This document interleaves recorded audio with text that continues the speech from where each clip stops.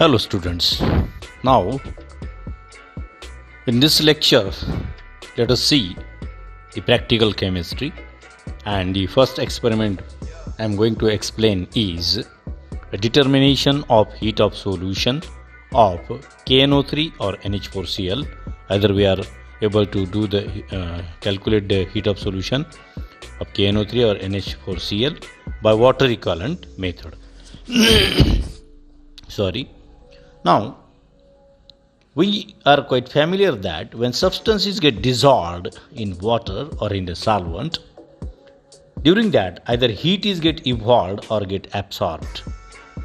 Now, the heat evolved or absorbed, the amount of heat evolved or absorbed depend upon the nature of solute and amount of solvent.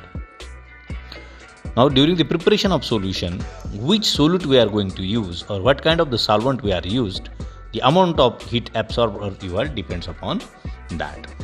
कुठलाही solution तयार करताना आपण त्याच्यामध्ये solute जो आहे सॉल्व्हंटमध्ये dissolve करतो आणि त्यावेळेला काय केलं जातं, हीट बाहेर टाकली जाते किंवा ती ॲब्सॉर्ब केली जाते. या एक्सपेरिमेंटमध्ये आपल्याला काय करायचं आहे, आपल्याला अमोनियम क्लोराइड्स किंवा पोटॅशियम नायट्रेट NH4Cl और KNO3चं आपल्याला हीट ऑफ सोल्युशन आपल्याला काढायचं आहे.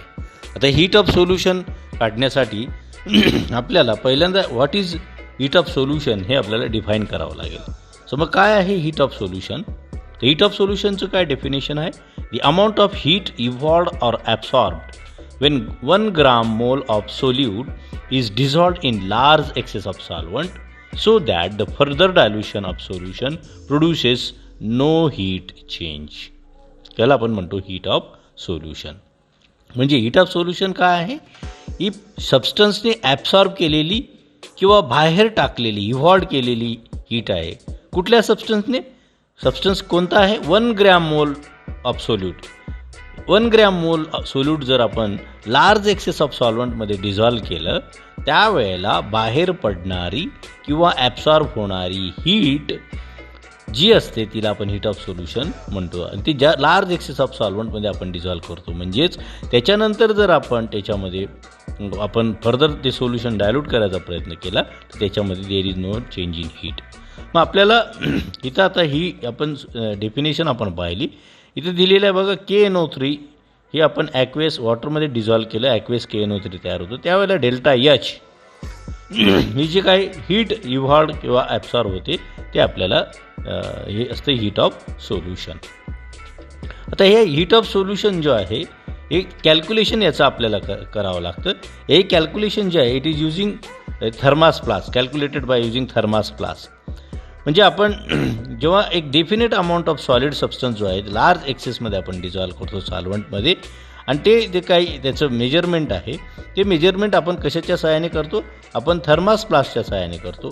त्यामुळे त्याच्यामध्ये पहिल्यांदा आपल्याला थर्मास वापरतो, त्यामुळे आपल्याला पहिल्यांदा त्या थर्मासचा वॉटर इक्विव्हॅलंट जो आहे तो आपल्याला कॅल्क्युलेट करावा लागतो. मग एक्सपेरिमेंटमध्ये पहिला पार्ट आहे to determine the water equivalent. आता वॉटर इक्विव्हॅलंट का कॅल्क्युलेट करावा लागतो आणि हा का आहे वॉटर इक्विव्हॅलंट? तर वॉटर इक्विव्हॅलंट काय आहे, तर water equivalent of thermos flask is the quantity of heat required by the thermos flask to raise the temperature by 1 degree Celsius. म्हणजे थर्मास जे आपण वापरणार आहे, जसं डायग्रॅममध्ये there is a diagram in which thermos is shown or we are also free to use the polythene bottles also. या थर्मासचं 1 डिग्रीने temperature वाढवण्यासाठी लागणारी हीट जी आहे ती आपल्याला कॅल्क्युलेट करावी लागेल.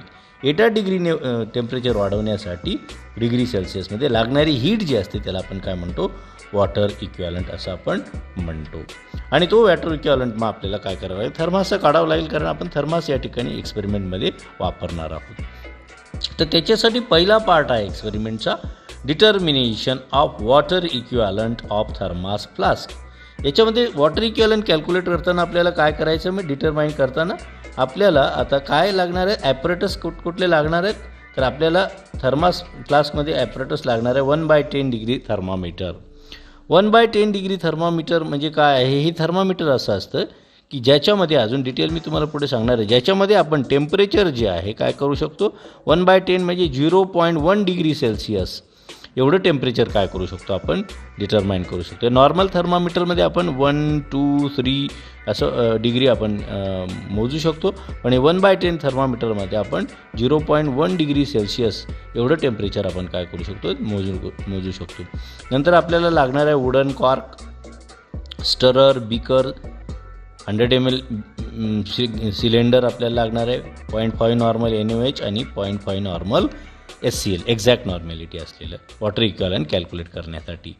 आता आपल्याला प्रोसिजर बघायची. त्याच्यामध्ये काय करणार आपण, wash the thermos flask with the water and remove the water completely from it. Thermos flask आपण त्याला काय करणार, वॉश करणार आणि त्याच्यामधनं त्याला काय करणार, कम्प्लिटली वॉश केल्यानंतर त्याला ड्राय करणार, वॉटर त्याच्यातलं पूर्ण काढून टाकायचं. देन काय करणार, secondly take the 100 ml of 0.5 normal NaOH at room temperature. आपण त्याच्यामध्ये काय घेणार, 100 ml 0.5 नॉर्मल NaOH घेणार आणि close the thermos flask with the cork and fit it with the 1/10 thermometer. त्याला क्लोज करणार आणि त्याच्यामध्ये आपण काय टाकणार, 1/10चं थर्मामीटर करून त्याला फिट करणार आणि आपण काय करणार, note the temperature of that NaOH म्हणजे ते T1 डिग्री आपण काय करणार, नोट डाऊन करणार.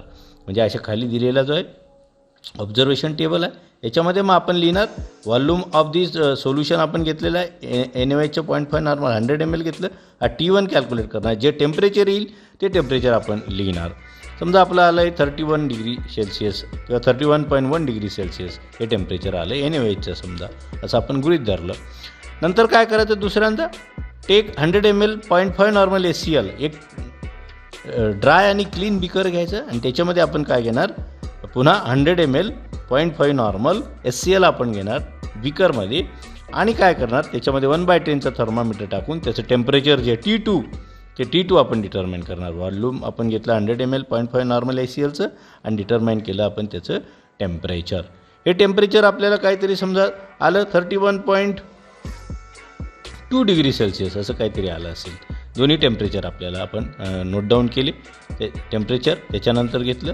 आता काय झालं, आपण मग हे टेम्परेचर घेतल्यानंतर आपल्याला काय करावं लागेल, मीन टेम्परेचर काढावं लागेल. मीन टेम्परेचर ऑफ NaOH आणि SClचं काय करावं लागेल, मग आपण 31.1 डिग्री सेल्सिअस NaOHचं टेम्परेचर अधिक 31.2 डिग्री सेल्सिअस हे झालं SClचं टेम्परेचर डिवायडेड बाय 2 जर केलं की ते टेम्परेचर जे येईल आपलं TS ऑफ द सोल्युशन, हे आपल्याला काय येईल, TS ऑफ सोल्युशन. समजा हे यांचं आपण जर कॅल्क्युलेशन केलं, हे टेम्परेचर आपल्याला साधारणतः मिळणार आहे 31.15 डिग्री. हे काय मिळेल आपल्याला 31.15 डिग्री. हे काय झालं, T3 झालं, म्हणजे ॲव्हरेज टेम्परेचर ज्याला आपण म्हणतो.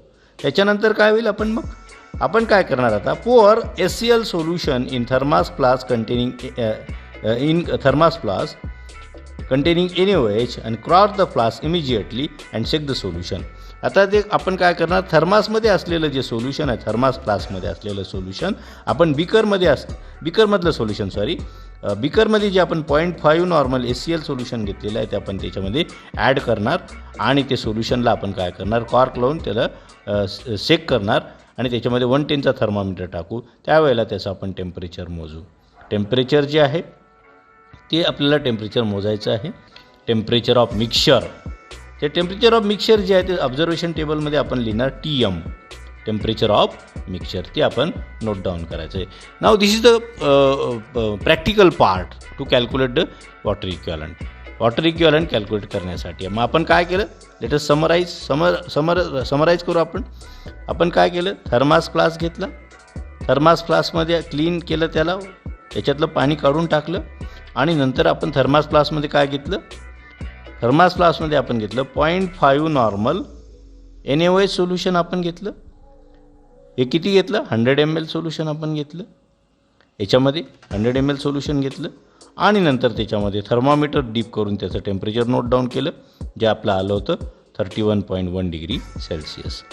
त्याच्यानंतर मग आपण काय करणार, एक बीकर घेणार, बीकरमध्ये आपण काय ॲड करणार, ड्राय आणि क्लीन केलेला बिकर घेणार, याच्यामध्ये 0.5 नॉर्मल आपण काय टाकणार, SCl टाकणार, ते देखील किती असेल, 100 ml असेल. हे टाकल्यानंतर त्याच्यामध्ये थर्मोमीटर 1/10चा डीप करणार, त्याचं टेम्परेचर मोजलं, ते आपलं आलं होतं 31.2 डिग्री सेल्सिअस आपण असं ॲझ्युम करतो आहे. आणि त्यांची बेरीज केल्यानंतर टेम्परेचर T3 जे आलं होतं ते आपलं आलं होतं 31.15 डिग्री सेल्सिअस. आता काय करणार, हे सोल्युशन जे आहे बीकरमधलं ते आपण थर्मास फ्लास्कमध्ये टाकणार आणि त्यानंतर थर्मामीटर डीप करून त्याचं TM टेम्परेचर ऑफ मिक्सचर आपण काय करतो मोजलो. So this is the practical part for the calculation of this water equivalent. तो आपण आता कॅल्क्युलेट करूया. वॉटर इक्विव्हॅलंट कसा, टेम्परेचर आहे TM आपण काढलं, ते वरती आपण ऑब्झर्वेशन टेबलमध्ये TM लिहिलं, ते TM आपलं आलं होतं. जे आलं असेल आता टेम्परेचरचं मिक्सचर जे असेल ते समजा आपण KNO3 किंवा NH4Cl च्या डिपेंडिंग आपण ते टेम्परेचर आपण मिळतं. त्याच्यानंतर आपण काय करणार, मग temperature of mixture -T3 average temperature जे आहे ते आपण कॅल्क्युलेट केलं की आपल्याला डेल्टा T म्हणजे डिफरन्स इन टेम्परेचर आपल्याला मिळेल. राईज इन टेम्परेचर, राईज असेल किंवा त्या टेम्परेचर लोअर डाऊन झालेलं असेल. हा डेल्टा T निगेटिव्ह असेल किंवा पॉझिटिव्ह असू शकतो, कारण टेम्परेचर वाढतं किंवा कमी होतं सोल्युशनचं, आणि ते कॅल्क्युलेशनसाठी मग वापरलं जातं आणि त्याच्यावरून वॉटर इक्विव्हॅलंट जो आहे तो कॅल्क्युलेट केला जातो. कॅल्क्युलेशनचा पार्ट आहे मग बाकीचा. Heat of neutralisation of strong acid आणि स्ट्रॉंग बेस जर आपण म्हणजे SCl NH जर आपण मिक्स केलं तर त्यावेळेला 1300 कॅलरीज 13,700 कॅलरीज एवढी हीट जी आहे ती बाहेर पडते जेव्हा 1 ग्रॅम ॲसिड जे आहे ते न्यूट्रलाइज करण्यासाठी base 1 gram equivalent of base बरोबर. तर त्याच्यात ते रेशो आपण जर घेतला तर कॅल्क्युलेशनसाठी आपल्याला ते वापरता येईल. दुसऱ्या शब्दामध्ये काय, the amount of heat evolved when 1000 ml 0.1 normal SCl is neutralise by 1000 ml 1 normal NaOH. आता आपण काय वापरलेलं आहे, amount of heat evolved 100 ml आपण वापरलं आहे, 0.5 नॉर्मल SCl वापरलेलं आहे to neutralise 100 ml 0.5 normal NaOH. तर मग Q जो आहे हीट, जो Q कसा कॅल्क्युलेट केला जाईल, मग amount of heat evolved 13700 divided by 10T जो 685 कॅलरीज हा एवढा आपल्याला वापरावा लागेल कॅल्क्युलेशनसाठी. याच्यामध्ये मग सिम्पल हा कॅल्क्युलेशनचा पार्ट आहे. Water equivalent of thermos flask now heat evolved जो Q आहे, ही Q कसं दिलं जातं, Q is equal to heat taken by the solution आणि heat taken by the thermos flask. कारण थर्मास फ्लास्कचं टेम्परेचर वाढवण्यासाठी काही हीट दिली जाते. तर फॉर्म्युला आहे मग Q is equal to MS1 into Tm minus T3 plus W into Tm minus T3 is equal to 685. Whereas M1 आणि S1 जे आहे ते मास आणि specific heat of the solution आहे. Specific heat of the solution is taken as S1 and it is equal to 1. तिला 1 गृहीत धरलं तर मग हे इक्वेशन आपल्याला काय होईल, S1 1 धरलं तर मग हे इक्वेशन आपल्याला मिळतं Q is equal to 200 Tm minus T3 plus W Tm minus T3. So 685 हा Q आपल्याला कॅल्क्युलेट केलेला आहे किती, 685 is equal to 200 plus W माइन टू Tm मायनस T3. आणि फायनली जो फॉर्म्युला तयार होतो मग आपल्याला W is equal to 685 divided by delta T. हा इथं वरती आपण जो डेल्टा T कॅल्क्युलेट केलेला आहे तो आपण जर ॲड केला याच्यामध्ये तर आपल्याला मिळतो water equivalent of the substance. अशा प्रकारे तो वॉटर इक्विव्हॅलंट W आपल्याला कॅल्क्युलेट करता येतो पहिल्या पार्टमध्ये. नाव इन द सेकंड पार्ट आपल्याला काय करता येतं, मग सेकंड पार्टमध्ये व्हॉल्यूम हे ऑब्झर्वेशन टेबल. आता सेकंड पार्ट आपल्याला कॅल्क्युलेट करायचं आहे, determination of heat of solution.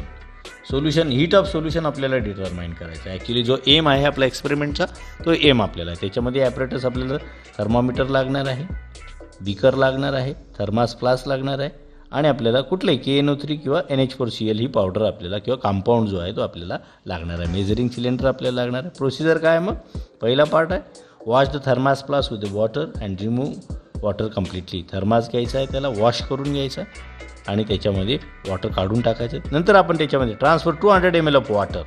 त्या थर्मासमध्ये आता काय घेणार आपण, 200 ml ऑफ वॉटर आपण घेणार आणि त्याचं काय करणार, थर्मास फ्लास्कमध्ये 200 ml वॉटर घेतलं की त्याचं टेम्परेचर जे आहे, वॉटर घेतलं आहे आपण 200 ml of this H2O is taken आणि थर्मोमीटर त्याच्यात डीप केलं आणि त्याचं टेम्परेचर नोट डाऊन केलं. ते टेम्परेचर जे असेल ते आपण नोट डाऊन करायचं. नंतर सेकंड काय करायचं, पुढचा प्रोसिजरचा पार्ट 5 ग्रॅम KNO3 असेल किंवा मग ज्याचा आपल्याला डिटरमाइन करायचा सबस्टन्स, याचा आपण 5 ग्रॅम सबस्टन्स हा मोजायचा आणि तो थर्मासमध्ये क्लिअरफुली त्या थर्मासमध्ये आपण जे वॉटर घेतलेला आहे 200 ml त्याच्यामध्ये तो टाकायचा. टाकल्यानंतर सोल्युशन स्टर करायचं, मिक्स करायचं, शेक करायचं त्याला आणि त्याच्यानंतर थर्मामीटर टाकून त्याचं टेम्परेचर नोट डाऊन करायचं. हे टेम्परेचर आपल्याला अशा प्रकारे हे नोट डाऊन करता येईल. हे झालं टेम्परेचर ऑफ द सोल्युशन. हे सोल्युशन तयार झालं म्हणजे टेम्परेचर ऑफ सोल्युशन ज्याला आपण TS हे नोट डाऊन करायचं आहे. पहिल्यांदा आपण टेम्परेचर जे आहे TW वॉटरचं आपण नोट डाऊन केलं आणि नंतर मग त्याच्यामध्ये 5 ग्रॅम सबस्टन्स टाकल्यानंतर त्याचं नोट डाऊन केलं. आणि अशा प्रकारे हा सेकंड पार्ट प्रॅक्टिकल पार्ट आहे. नंतर आपण काय करणार आहे त्याच्यापासून कॅल्क्युलेशन. हे ऑब्झर्वेशन टेबल आपण असं आखून घेणार. त्याच्यामध्ये वॉल्यूम घेतलं तर वॉटरचं 200 ml, weight of the solid आपण 5 ग्रॅम घेतलेला आहे, मास जे आहे मास ऑफ वॉटर 200 आहे, डेन्सिटीज आपल्याला स्टँडर्ड टेबलमध्ये प्रोव्हाइड केलेल्या असतात त्या टेम्परेचरला. टेम्परेचर ऑफ वॉटर जे आहे TW आपण नोट डाऊन केलं. त्याच्यामध्ये 200 ml मध्ये 5 ग्रॅम आपण सबस्टन्स टाकला, त्याचं मास 205 झालं. त्यानंतर त्या मिक्सरचं टेम्परेचर आपण नोट डाऊन केलं. नेहमीप्रमाणे मग TW मायनस TS केलं की इथं देखील आपल्याला काय मिळणार आहे, डेल्टा T हा मिळणार आहे. आलं का लक्षात? हे इथं दिलेलं मॉलिक्युलर वेट असेल KNO3 घेतलं तर 101.1 डिग्री 1 ग्रॅम आणि NH4Cl असेल तर 53.5 ग्रॅम. ही कॅल्क्युलेशनचा पार्ट त्याच्यासाठी लागणार आहे. Now let us calculate the heat absorbed by the solution.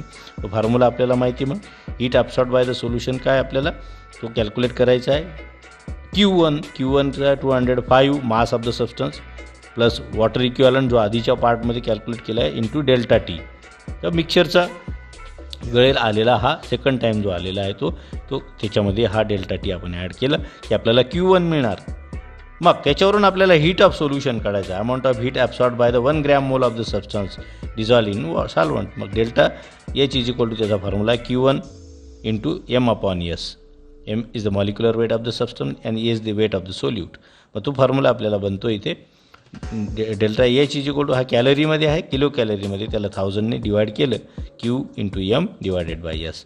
याच्यामध्ये जर आपल्याला मॉलिक्युलर वेट जे आहे अमोनियम क्लोराईड KNO3 वापरलं तर 101.1 टाकणार किंवा अमोनियम क्लोराईड वापरलं तर 53.5 आपण इथं टाकणार. S जो आहे तो 5 ग्रॅम सोल्यूट आपण घेतो, त्याचं वेट आपण तिथं टाकणार आणि जे कॅल्क्युलेशन येईल ते किलो कॅलरी आणि कॅलरीमध्ये कॅल्क्युलेट करता येतं. आणि अशा प्रकारे आपण रिझल्ट जे आहेत ते आपण रिप्रेझेंट करू शकतो. वॉटर इक्विव्हॅलंट W आणि हीट ऑफ सोल्युशन K. अशा प्रकारे हा एक्सपेरिमेंट आपण कॅरीड आउट करतो. Whatever the amount of heat absorb by 1 gram equivalent 1 gram mole of substance and dissolve in the sufficient amount of वॉटरला heat evolve होणारी आपण heat of solution काढतो. त्याच्यावर काही प्रॅक्टिकलमध्ये प्रश्न आपल्याला विचारले जातात, ते तुम्ही गो थ्रू द क्वेश्चन्स. तुम्हाला प्रश्न हे कामाला येतील. Go through the questions. परीक्षेमध्ये प्रश्न विचारले जाणार आहे, त्यामुळे हे प्रश्न वाचा आणि त्याचं आपण उत्तर शोधण्याचा प्रयत्न करायचा. वॉटर इक्विव्हॅलंटचे युनिट काय आहे ते आपल्याला तिथं विचारलं जाईल. त्याच्यामध्ये तुम्हाला एक्झोथर्मिक प्रोसेस, एंडोथर्मिक प्रोसेस काय आहे ते आपण त्याचा अभ्यास करायचा. Watch the lecture completely. कॉमेंटमध्ये तुमचं नाव टाका. Thank you very much.